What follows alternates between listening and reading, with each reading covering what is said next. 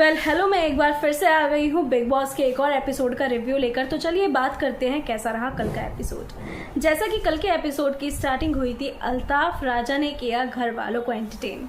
जी हाँ, करीबन आधा घंटा इसी में निकल गया था कि अल्ताफ राजा के जो सॉन्ग्स थे वो उन सभी को एंटरटेन कर रहे थे। अल्ताफ राजा ही चलता रहा। उसके बाद मालती चहर बोरो करती हैं अमाल से उसकी जैकेट, जिसे तान्या, नीलम और शहबाज कहते हैं कि हमारी तो हिम्मत नहीं हुई पहनने की।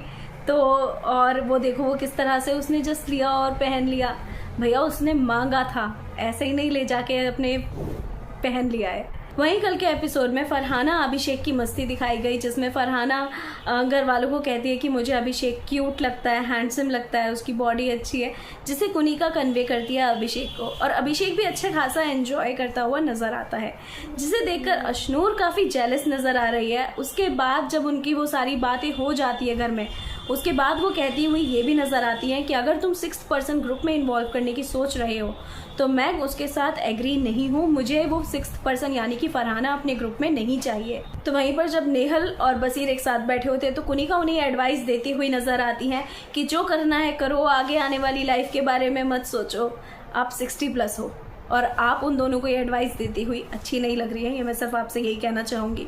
क्योंकि अगर आप एडवाइस दे रहे हो तो कम से कम ढंग की दो, अपने लिए ऊपर पहले देखो, उसके बाद आगे दूसरे को वो एडवाइस कन्वे करो।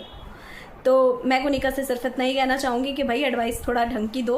तो वहीं पर तान्या, नीलम और मृदुल एक साथ बात करते हुए नजर आते हैं, जिसमें तान्या कहती है कि अभिषेक और अशनूर का क्या चल रहा है, तुम लोग पिनक जाते हो। अगर अशनूर अभिषेक और फरहाना के बीच में जो बात होती है तो बेसिकली कहीं ना कहीं ये कहने का मतलब था उसका कि तुम्हारे बीच में लव एंगल भी है और जब तुम उसे मान क्यों नहीं रहे हो, उसे मान लो।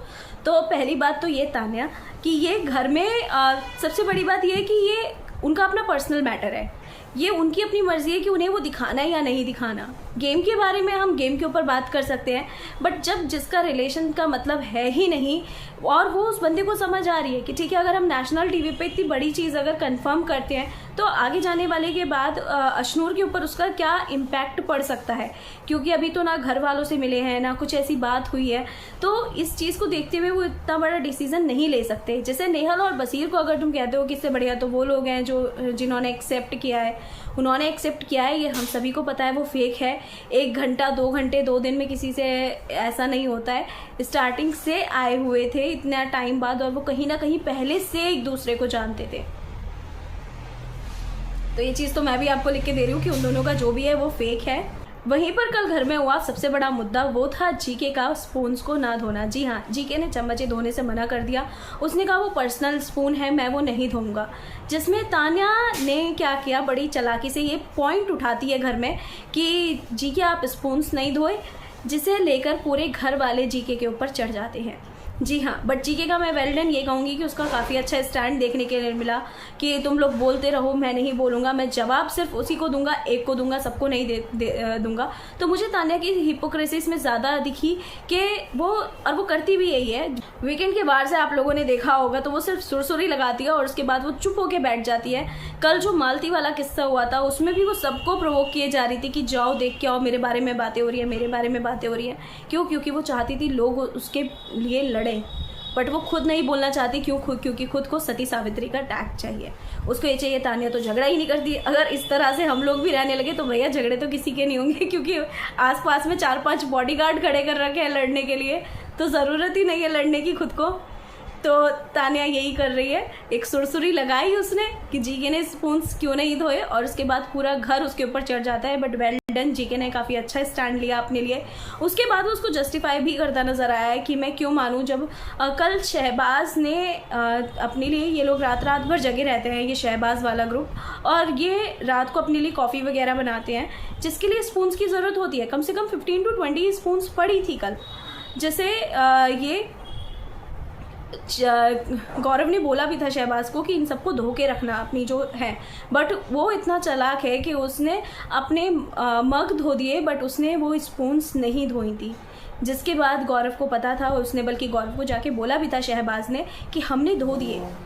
तो वो इतना स्मार्ट प्ले कर रहा है जिसे कि शहबाज को जीके ने बोला भी था। तो इन्होंने ये सिर्फ इसलिए किया कि कल को ऐसा ना हो कि वो अपने मग भी डाल दें और उसके बाद और ये सब। और नीलम किस तरह से कहती है कि अगर आप बर्तनों की ड्यूटी कर रहे हो तो आपको स्पून भी धोने पड़ेंगे। क्यों भैया, तुम्हारा खाला का घर थोड़ी ना है जिसे वो रहने आया हुआ है और उसे ये काम करना पड़ेगा, या तुम उसे कर रहे हो। जिसमें बसीर का भी एक पॉइंट था, उसने एक बड़ी बात बोली थी जिसको बीप बजा के उसने एक बीमारी का नाम लिया था। उसके बाद उसने ऑल्दो सॉरी भी बोलता हुआ नज़र आया पे।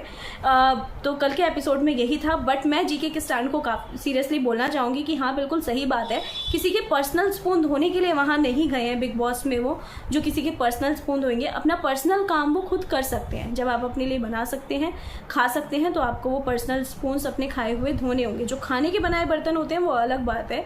बट जीके ने बाद में हाँ कर दिया कि ठीक है मैं स्पून्स धो दूंगा 15 to 20, बट हाँ आपको ढंग से बोलना चाहिए था। तो इनका पहले ही डिसाइड हो चुका था कि हम म्यूचुअली बर्तन नहीं धोएंगे जो पर्सनल होंगे, बट ये फिर भी अपने पर्सनल जो है यूटेंसिल्स वो उसमें डाल देते हैं सिंक में, जो कि काफ़ी ज़्यादा गलत है। बट हाँ जीके का पॉइंट मुझे काफ़ी वैलिड लगा और काफ़ी स्ट्रॉन्ग लगा, जिसमें फरहाना भी उसका साथ देती नज़र आई। बट हाँ घर वाले ऑल्दो जीके पर चढ़ गए थे। तो कल के एपिसोड में यही रहा। आपको कैसा लगा, जीके सही था या गलत, मुझे कमेंट करके ज़रूर बताइएगा।